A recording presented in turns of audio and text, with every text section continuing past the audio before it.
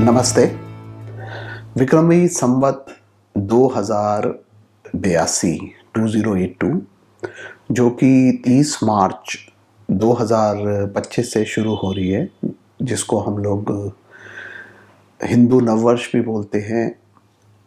इसके बारे में मैं ऑलरेडी एक वीडियो कर चुका हूँ, जिसमें हम लोगों ने बात की थी कि जो राजा हैं इस वर्ष के वो सूर्य हैं और वो किस प्रकार के रिजल्ट्स देंगे। तो देखिए, मेदिनी ज्योतिष में सिर्फ एक चीज़ को हम नहीं देखते हैं, बहुत सारे फैक्टर्स होते हैं जिनको देखा जाता है। हमने राजा सूर्य के ऊपर ऑलरेडी एक वीडियो किया है और एक हम वीडियो जो है वो सूर्य ग्रहण के ऊपर भी कर चुके हैं, जिसमें मैंने बात की थी कि जो ये 6 ग्रहों का योग बन रहा है ये किस प्रकार के रिजल्ट देगा। तो ऑलरेडी इस पे 2 वीडियोस मैं ऑलरेडी बना चुका हूँ। आज का जो वीडियो है वो हम चैत्र शुक्ल प्रतिपद की जो कुंडली बनती है, जिससे विक्रमी संवत स्टार्ट होती है, आज मैं उसके बारे में डिस्कस करने वाला हूँ और हम देखेंगे कि ये साल किस प्रकार से रहने वाला है। मैंने इसकी रेफरेंसेस अपने राजा सूर्य वाले वीडियो में भी दी थी, बट हमने इसको डिस्कस नहीं किया था। इस कुंडली के अलावा हम लोग जो संक्रांत की कुंडली बनती है, जो 12 संक्रांतों की कुंडली बनती है, उनको भी देखते हैं और उसी से हमारे को पता चल पाता है कि उस स्पेसिफिक मंथ में किस प्रकार के रिजल्ट होंगे। जैसे इस चार्ट में तो हम जनरल देखते हैं पूरा साल किस प्रकार से जाने वाला है, लेकिन स्पेसिफिक चार्ट्स एवरी मंथ के बनते हैं और उससे एग्जैक्ट हमें पता चल पाता है कि किस प्रकार के आपको रिजल्ट उस महीने में मिलने वाले हैं। इसके अलावा जो बैसाखी होती है, जो 14 अप्रैल या 13 अप्रैल को हर साल पड़ती है, उसकी कुंडली को भी देखा जाता है और उसको हमारे जो नॉर्थ इंडिया के पंचांग है वो जगत कुंडली बोलते हैं, विश्व की कुंडली। तो इसलिए जगत कुंडली वर्ड है जो यूज़ किया जाता है पंचांगों में, और वो चार्ट भी बहुत इंपॉर्टेंट हो जाता है। देखिए, पंजाब में और तमिलनाडु में तो नववर्ष जो है उसी दिन से मानते हैं, वहाँ से उसको देखा जाता है। चैत्र को इतनी इंपॉर्टेंस नहीं दी जाती है, तो इसलिए उस कुंडली की इंपॉर्टेंस भी रहती है। But for giving predictions on mundane astrology, Medini astrology में जो आपको प्रेडिक्शन देखनी है और देखना है कि देश की परिस्थिति क्या रहने वाली है, उसके लिए सारे चार्ट्स को यूज़ किया जाता है। तो बाय नेक्स्ट वीक और उसकी नेक्स्ट वीक के अंदर मैं उस कुंडली को भी डिस्कस करूंगा इस चैनल के माध्यम से। तो आज अगर हम बात करेंगे तो चैत्र शुक्ल प्रतिपद की कुंडली की बात करेंगे। तो देखिए, जो चैत्र शुक्ल प्रतिपद है वो तिथि लगती है 29 मार्च शाम को लगभग 4:30 बजे। अब उस समय जो है आप देख सकते हैं, मैंने चार्ट जो है इस वीडियो के ऊपर भी लगा दिया है ताकि आप लोगों को समझने में आसानी हो। तो आप देखिए कि उस समय जो है सिम लगन जो है वो राइज कर रहे हैं, यानी एक स्थिर लगन की कुंडली है, फायरी साइन है। अब यहाँ पे एक इंटरेस्टिंग चीज़ और हो गई। देखिए, जैसे हम लोगों ने अपने पिछले वीडियो में बात की थी कि राजा सूर्य है, तो राजा सूर्य इसलिए हो रहे थे क्योंकि पहला नवरात्रा जो चैत्र प्रतिपद है वो संडे से स्टार्ट हो रहा था। अब इंटरेस्टिंग चीज़ यहाँ पे क्या हो रही है कि जो चैत्र की कुंडली बन रही है उसका जो लगन है वो सिम है, यानी उसका लगन लॉर्ड भी सूर्य बन गया। अगेन, जो हम इफेक्ट्स की बात कर रहे थे कि सूर्य जो है वो हीट बढ़ाएगा, रूलर्स हैं जो लॉट जो उनके ऊपर इशू आ सकते हैं, and you know whatever we were talking about in our last video, वही इफेक्ट्स यहाँ पे बढ़ रहे हैं। बिकॉज अगेन एक अग्नि राशि जो है, फायरी साइन जो है वो राइज कर रहा है यहाँ पे सूर्य का। एंड सिम राशि जो होती है, जो सिम लगन है, again it represents royalty, people in power. अब जो मेरे गुरुजी हैं राव सर, वो हमेशा एक बात बोलते हैं कि जो फायरी साइंस है, यानी मेष, सिंह और धनु, ये राशियां जो है ये उन लोगों को रिप्रेजेंट करती हैं जिनके पास सील होती है, यानी हाई पोजीशन पे जो ऑफिसर्स हैं, जिनके पास अथॉरिटी होती है, उन सबको ये रिप्रेजेंट करती है। अब अगर आप ये कुंडली देखेंगे तो यहाँ पे आप देखिए कि जो लगन लॉर्ड है वो 8th हाउस में चला गया है, एंड अलोंग विद लगन लॉर्ड वहाँ पे आपको राहु, बुध, चंद्र और शुक्र भी मिल जाते हैं, यानी 5 ग्रहों की कंसंट्रेशन यहाँ पे आपको 8th हाउस में मिल रही है उस कुंडली में, और सामने 2nd हाउस में केतु है। तो मतलब जो कंसंट्रेशन है प्लैनेट्स की वो 2-8 एक्सिस में आ रही है यहाँ पे। अब मेदिनी ज्योतिष के अनुसार जो दूसरा घर होता है वो financial condition of the country को रिप्रेजेंट करता है। आपका पूरे साल का बजट कैसा रहने वाला है, आपका जो एक्सपेंडिचर है किसी देश का वो किस प्रकार से रहने वाला है, क्या उस पर कोई परेशानियां तो नहीं आएंगी। तो अगर आप इस कुंडली को देखते हैं तो ये तो बड़ी क्लियर यहाँ पे चीज़ नज़र आ रही है कि जो लगन लॉर्ड है वो एफ्लिक्ट हो रहा है, वो ग्रहण में जा रहा है यहाँ पे 8th स्थान में, और जो 2nd हाउस है उसका लॉर्ड भी 8वें में चला गया, एंड इतने सारे मेलेफिक्स, सन जो है वो और राहु केतु एक्सिस, ये सारा 2nd और 8th पे पड़ रहा है। तो इससे ये तो बड़ी क्लियर हो जाती है बात यहाँ पे कि जो एक्सपेंडिचर है वो काफ़ी हाई होने वाला है। 8th हाउस की इन्वॉल्वमेंट भी है यहाँ पे, तो हो सकता है हमारे अपने कुछ नेचुरल रिसोर्सेज जो हैं उनको हमें बेच के भी धन जो है उसको अर्जित करना पड़ सकता है यहाँ पे। तो डेफिनेटली ये बड़ी क्लियर चीज़ यहाँ पे हो रही है कि आपको खर्चा जो है इस साल एज अ कंट्री ज़्यादा करना पड़ेगा। 2nd हाउस के ऊपर मंगल का इफेक्ट भी, जैसे मैंने बोला मैलेफिक इफेक्ट्स हैं, तो मंगल जो है उसकी दृष्टि भी 2nd हाउस पे पड़ रही है, एंड सन की भी है, राहु केतु एक्सिस तो है ही। So overall if you see 2nd house is afflicted यहाँ पे, बहुत अच्छा नहीं है 2nd की सिचुएशन अगर आप देखते हैं तो। Same is the case with the 8th house.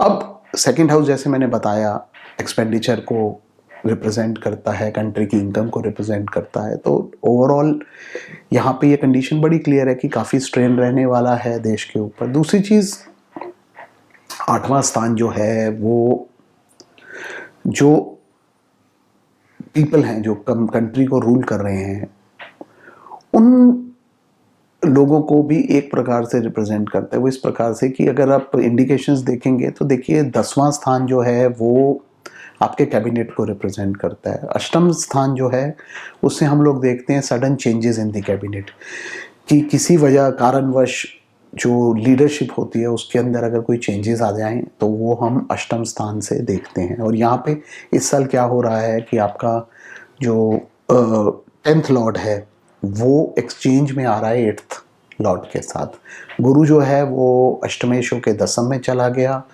और दशमेश जो है वो 8th में जा रहा है, ऊंच का हो रहा है। तो ये एक तरह से आप समझिए इस प्रकार से एक इंडिकेशन है कि there would be a shuffle in the cabinet. कुछ बड़े लेवल पे लीडरशिप में चेंजेस तो होंगे देश के अंदर, और वो सडनली होंगे बिकॉज 8th हाउस की यहाँ पे इन्वॉल्वमेंट है, एंड राहु की इन्वॉल्वमेंट भी आ रही है, ग्रहण है। देखिए उस दिन 29 मार्च को शाम के समय 4:30 बजे जब ये कुंडली बन रही है उस समय ग्रहण चल रहा होगा। तो लगन लॉर्ड जो है चैत्र का वो ग्रहण में चला गया, ये तो बड़ी क्लियर चीज़ है। So there could be some mishaps जिसकी वजह से आपको टॉप लेवल की लीडरशिप है उसमें चेंजेस लाने पड़ सकते हैं। तो ये बड़ी क्लियर सी इंडिकेशन यहाँ पे इस कुंडली में आपको नज़र आती है। दूसरी चीज़ 2nd हाउस जो है वो लोगों को भी रिप्रेजेंट करता है, पीपल को रिप्रेजेंट करता है। सो इस एक्सिस में इतने सारे प्लैनेट्स होने की वजह से और मैलेफिक इन्फ्लुएंसेस होने की वजह से आप ये देख सकते हैं कि लोगों के अंदर कुछ डिसकंटेंटमेंट तो आएगी। लोग जो हैं वो सरकार से इस साल खुश नहीं रहने वाले। सरकार कुछ इस प्रकार की पॉलिसीज़ को लेके आएगी जिसकी वजह से लोग जो हैं वो खुश नहीं रहेंगे, अपनी वॉइस रेस करने के लिए धरना कर सकते हैं। इस तरह की चीज़ें यहाँ पे होने के काफ़ी चांसेस हैं। 8वां स्थान जो है वो एफ्लिक्टेड है, वहाँ पे इतना जो जमघट है ग्रहों का, इसकी वजह से 8वें स्थान से हम लोग एपिडेमिक्स भी देखते हैं, पेंडेमिक्स भी देखते हैं, नेचुरल कैलामिटीज़ भी देखते हैं। इतना concentration of planets in the 8th house would bring in such kind of results also. तो इस साल नेचुरल कैलामिटीज़ आने के चांसेस भी हैं and there could be some kind of disease भी हो सकता है, क्योंकि केतु की इन्वॉल्वमेंट, राहु की इन्वॉल्वमेंट भी है, जिसकी वजह से कुछ प्रॉब्लम्स आए। मैंने अपने पिछले वीडियो में भी संकट नाड़ी चक्र की बात की थी कि जो मीन राशि है वो एफ्लिक्टेड है और उसके साथ साथ मेष और वृश्चिक राशि भी एफ्लिक्ट हो रही है यहाँ पे। अब देखिए, मीन राशि जो है ये northern part of the world को रिप्रेजेंट करती है, northern part of the country को भी रिप्रेजेंट करती है। तो देयर कुड बी चांसेस कि आपको जो हमारे नॉर्दर्न पार्ट्स हैं देश के, उसमें किसी प्रकार की कैलेमिटीज़ देखने को मिले, specially in the mountain areas. There could be natural disasters also and we might have to face some kind of terrorist activities also, जिसकी वजह से मानहानि हो सकती है। क्योंकि मीन राशि से आप northern part of the country, जो उत्तराखंड, हिमाचल के नॉर्दर्न एरियाज हैं ऊपर के, और कश्मीर के एरियाज, उनको देख सकते हैं। बिसाइड्स दिस जो नॉर्थ वेस्ट इंडियन पार्ट है वो भी जो है इस राशि से रिप्रेजेंट होता है। बहुत लोग जो हैं वो दिल्ली को वृश्चिक राशि देते हैं। इनफैक्ट कई बुक्स में दिल्ली को वृश्चिक राशि दी गई है। एंड मीन राशि में जो इतने सारे प्लैनेट्स हैं, they are affecting Scorpio sign also, जैसे मैंने बताया संकट नाड़ी चक्र में हम जब देखते हैं। तो अब वृश्चिक राशि के ऊपर भी एफ्लिक्शन आ रही है। और एक इंटरेस्टिंग चीज़ और है, सैटर्न जो है वो 29 डिग्रीज पे है इस कुंडली में, और इसी दिन 29 तारीख रात को ही वो ये जो आपके 5 ग्रह हैं इनको ज्वाइन कर लेंगे। सो इतने सारे मैलेफिक्स का इन्फ्लुएंस जो है वो वृश्चिक राशि पे भी आ जाएगा। तो बड़ी क्लियर सी इंडिकेशन है यहाँ पे कि there could be trouble to New Delhi, यानी कि जो न्यू दिल्ली जो पावर है, जो हमारा पावर सेंटर है, वहाँ पे इश्यूज आ सकते हैं। हो सकता है गवर्नमेंट कुछ इस प्रकार की पॉलिसीज़ लेके आए जिसकी वजह से वो लोग मुश्किल में पड़ जाएं। तो इस प्रकार के आपको ओवरऑल जो रिजल्ट्स हैं वो देखने को मिलेंगे। अब देखिए, थोड़ी सी आज सेविंग ग्रेस भी है, बिकॉज गुरु जो हैं वो 10th हाउस में है। एंड ऐसा बोला जाता है कि 10वें स्थान में जब गुरु होते हैं तो वो लाखों दोषों को ख़त्म करते हैं। तो देखिए, मेरे गुरुजी हमेशा एक बात बोलते हैं कि लाखों दोष होंगे तो गुरु आपको प्रोटेक्ट कर पाएंगे ना। तो जो दोष हैं वो आपको इस कुंडली में क्लियरली नज़र आ रहे हैं, but Jupiter is there to protect.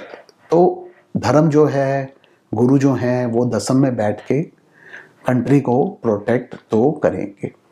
गुरु का 10th में होने से जो बेनिफिट है वो ये है कि पूजा पाठ, any kind of healings, blessings अगर आप देश के लिए करते हैं, हवन करते हैं या जाप करते हैं, कुछ भी करते हैं, तो that would definitely help the country. So मैं यही रिकमेंड करूँगा कि इस समय वो चीज़ करनी चाहिए सब लोगों को, ताकि जो भी प्रॉब्लम्स, जो भी संकट हमें इस साल नज़र आ रहे हैं उससे हमारे यहाँ जो है वो समाधान हो जाए, रेमेडी हो जाए। एक चीज़ और ऐड करना चाहूँगा, देखिए 9th हाउस जो है वो लॉज को, जुडिशरी को रिप्रेजेंट करता है, और यहाँ पे 9th लॉर्ड जो है मंगल, वो आप देख सकते हैं वो 11th में बैठे हुए हैं। 11th हाउस जो है it shows some kind of changes in the laws. और यहाँ पे आपको एक चीज़ पे ध्यान देना पड़ेगा, वो ये है कि जो मंगल है वो गिरे हुए हैं, वो कर्क राशि से गिर के मिथुन राशि में आए हैं। तो हो सकता है कुछ ऐसे परिवर्तन किए जाएं लॉ में, या कुछ इस तरह के लॉ नए लाए जाएं थ्रू दी पार्लियामेंट, जिसकी वजह से we could see lots of issues, lots of problems in the country. तो उस तरह की सिचुएशन भी यहाँ पे आपको देखने को मिल सकती है। स्पेशली अगर आप 30th मार्च से जो पीरियड स्टार्ट हो रहा है उसको देखते हैं तो next 2 months would be a little tough, because ये जो योग बन रहा है ग्रहों का ये भी रहने वाला है। राहु शनि का जो योग है वो भी बना रहेगा इस टाइम तक, एंड इस पे भी मैं ऑलरेडी एक वीडियो कर चुका हूँ कि राहु और सैटर्न जब एक साथ प्लेस्ड होते हैं तो इट क्रिएट्स प्रॉब्लम्स।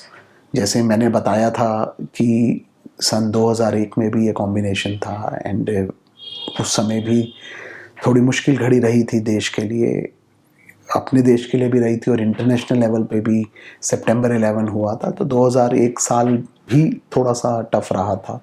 तो इस चीज़ को भी आपको देखना पड़ेगा कि राहु और सैटर्न की युक्ति होने वाली है starting from the night of 29th of March, which could affect the country as a whole. तो next 2 months would be a little tough. बाकी हम और डिटेल में इसके बारे में बात करेंगे अपने नेक्स्ट एपिसोड में ऑन मेदिनी ज्योतिष, जिसमें मैं जगत कुंडली यानी जो बैसाखी की कुंडली है उसके ऊपर डिस्कशन करूँगा, एंड वहाँ से हम देखेंगे कि किस प्रकार से नेक्स्ट 1 मंथ जाने वाला है starting from 14th of April. तो आज के लिए इतना ही, बस मैं सब लोगों को यही कहूँगा कि आप अपने देश को ब्लेस कीजिए, दुनिया को ब्लेस कीजिए, जो भी आप पूजा पाठ कर रहे हैं उसमें लोका समस्ता सुखिनो भवन्तु सर्वे जना सुखिनो भवन्तु को सोच के पूजा कीजिए ताकि पूरे लोक का कल्याण हो, पूरे जग का कल्याण हो। So that's it for today. धन्यवाद।